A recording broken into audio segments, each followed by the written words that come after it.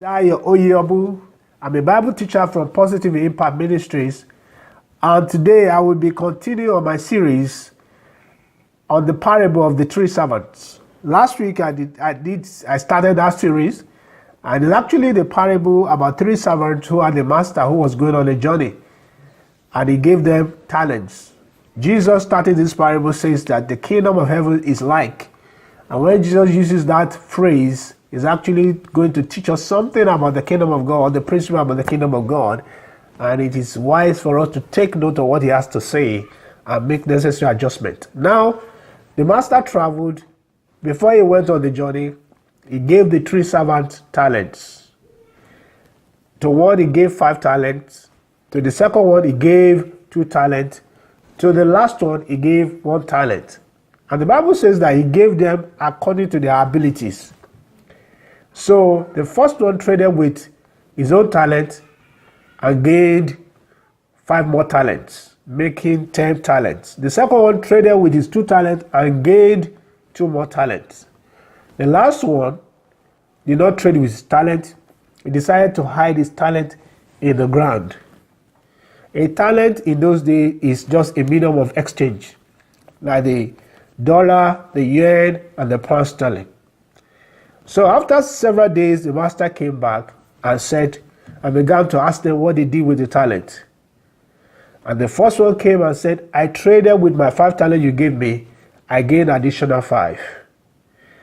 And the second one said, I traded with my 2 talents you gave me, and I gained 2 more.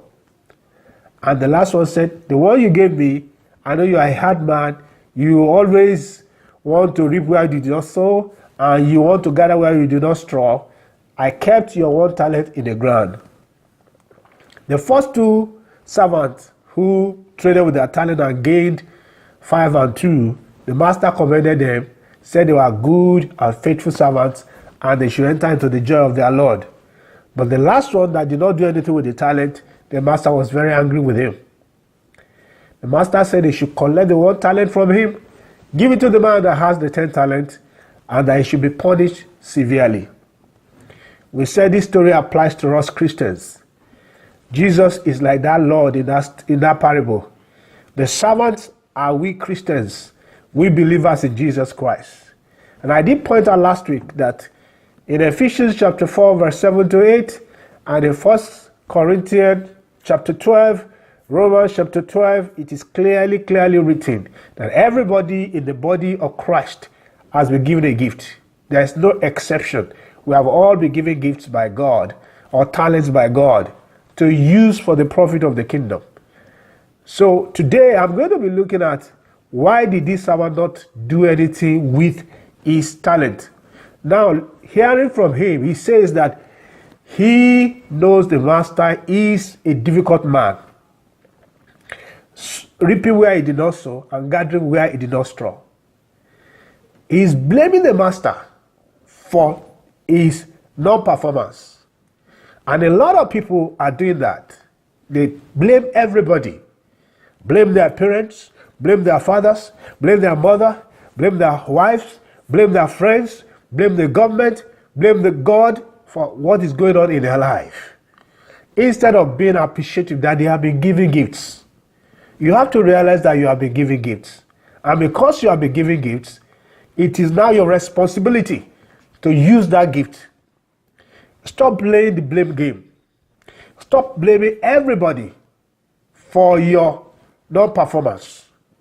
You are gifted by God, and you must accept that responsibility to use the talent God has given to you. Secondly, the servant said he was afraid. He was afraid of losing the money. He was afraid of what the master will say if he loses the money.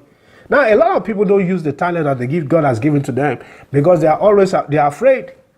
They are afraid of what people will say. They are afraid of losing it. They are afraid of so many things. Fear is one of the reasons why some people don't use their talent. What will people say? What will people say? What if I fail? What if I don't succeed? They don't use their talent. And this servant was saying, I was afraid, and that's why I did not use the talent you gave me. According to what the Bible tells us, In 2 Timothy chapter 1, verse 7, he said, He has not given us the spirit of fear, but of power, love, and a sound mind. You need to break free from every fear that has held you down from doing what God wants you to do. You need to break free from everything that has held you down from using the gift and the talents that God has given to you. Until I come your way next week, where we'll continue on this series. This is your brother and friend, Dayo Oyeobu. Be blessed in Jesus' name.